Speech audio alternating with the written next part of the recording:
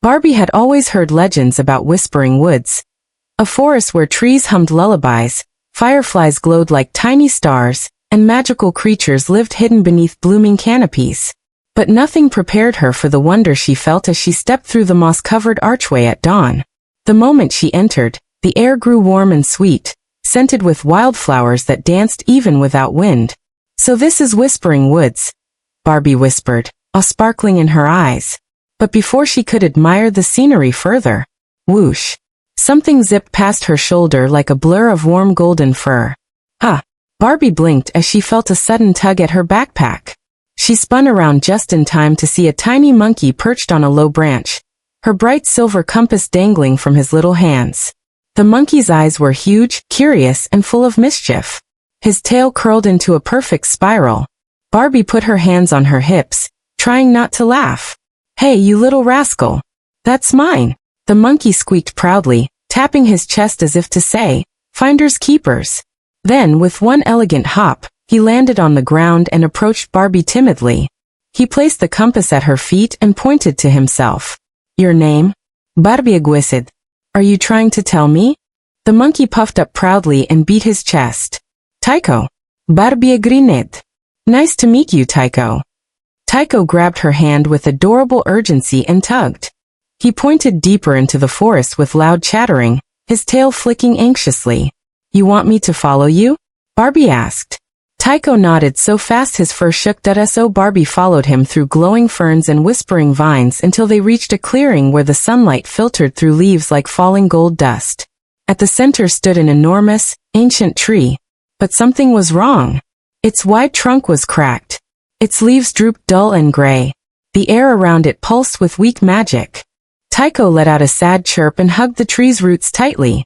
Barbie's heart softened. "Is this your home tree?" Tycho nodded, his eyes shimmering with worry. Barbie gently touched the bark. "What happened?" Tycho pointed toward the northern woods, where a faint trail of purple smoke drifted upward.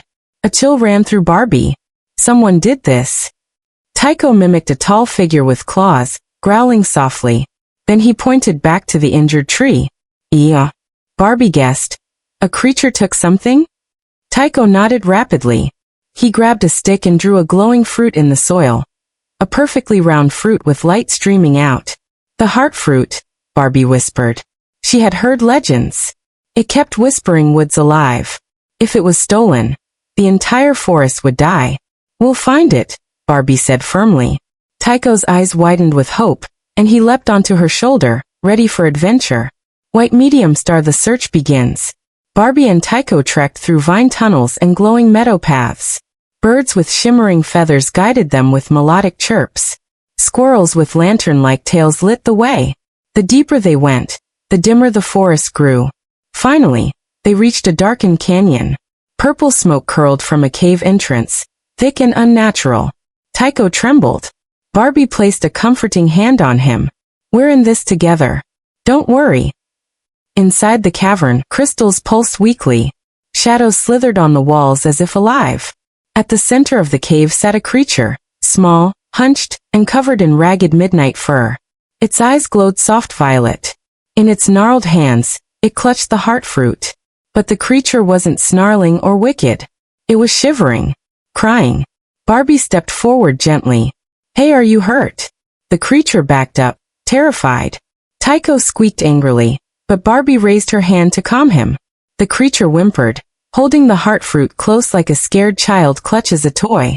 Barbie knelt down slowly. "Did you take that because you needed help?" The creature let out a broken whine. Barbie looked around. Dark crystals were cracked, and the air was freezing. "This cave is dying too. You must be cold, lonely." The creature blinked, surprised at her kindness. Tycho stepped forward cautiously and squeaked a soft question. The creature extended the heart fruit slightly, trembling. Barbie nodded gently. "You didn't mean harm. You were just trying to survive."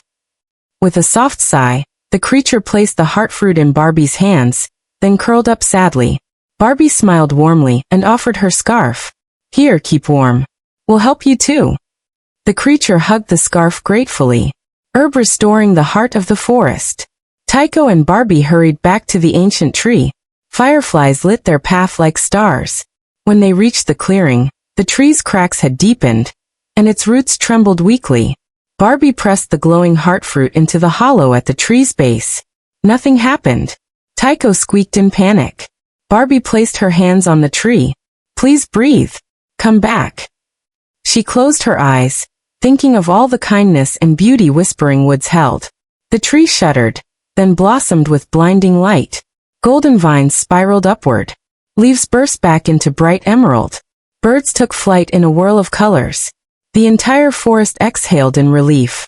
Tycho jumped into Barbie's arms, squealing in joy. A soft rustle made them turn. The cave creature had followed them, now glowing gently with renewed warmth. The forest accepted it, trees bowing slightly in welcome. Barbie smiled. "See, you have a home too." The little creature let out a grateful purr. Glowing star, a new beginning. As the sun began to set, the forest sparkled with fresh magic. Tycho perched on Barbie's shoulder, hugging her cheek. "You saved your forest," Barbie said. Tycho pointed at her, chattering excitedly. "No, we saved it together." Barbie laughed softly as golden fireflies circled them. Whispering Woods sang again, alive and full of harmony. And from that day on, Barbie was known as the forest friend of Whispering Woods, with Tycho by her side, loyal, mischievous, and ready for any adventure the forest whispered next.